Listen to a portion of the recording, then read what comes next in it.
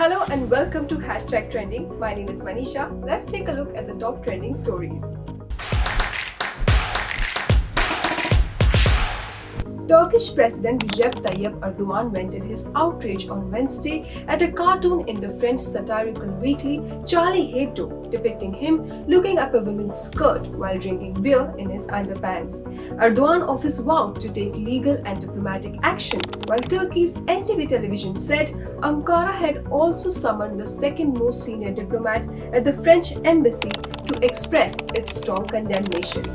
The front-cover Charlie Hebdo cartoon came out just days after Erdoğan called for a boycott of French products and questioned President Emmanuel Macron's sanity for promoting a drive against Islamic extremism.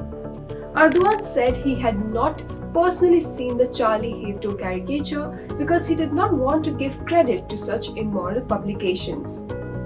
According to a research group, the US 2020 presidential election is turning out to be the most expensive election in history and twice as expensive as the previous presidential election cycle, with the total cost of the election expected to reach an unprecedented $14 billion. The Center for Responsive Politics said that an extraordinary influx of political donations in the final months, driven by a Supreme Court battle and closely watched races for the White House and Senate, pushed total spending in the election past the previously estimated $11 billion figure. Democratic presidential nominee Joe Biden will be the first candidate in history to raise $1 billion from donors. His campaign brought in a record-breaking $938 million through October 14. President Donald Trump raised $596 million.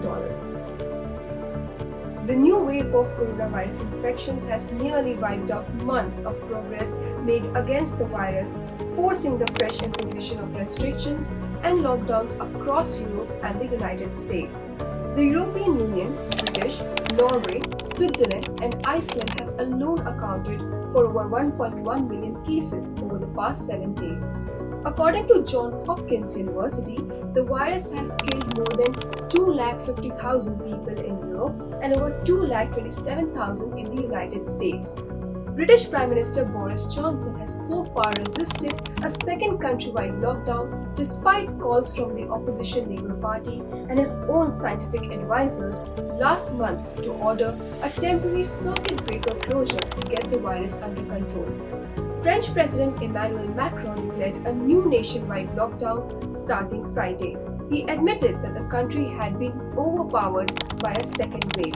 Bars, restaurants, and non-essential businesses will be forced to close, but schools will remain open. Italy rolled out new antivirus restrictions which shut down restaurants and bars at nightfall, closed movie theaters, and in some regions imposed overnight curfews. Spain's health ministry said nearly 2,300 coronavirus patients were admitted to hospital in the last 24 hours.